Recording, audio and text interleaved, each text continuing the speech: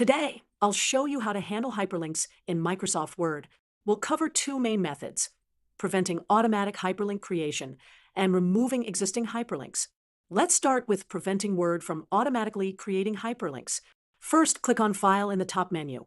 Then select Options from the bottom of the menu. In the Word Options window, click on Proofing. Next, click the AutoCorrect Options button. In the AutoCorrect window, click the AutoFormat as you type Tab. Find and uncheck the box that says Internet and Network Paths with Hyperlinks. Click OK to save your changes. Now, let's look at how to remove existing hyperlinks. There are two methods. Method 1.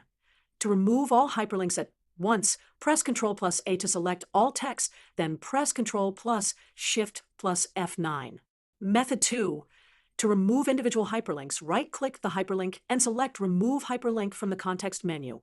And that's how you can manage hyperlinks in Microsoft Word.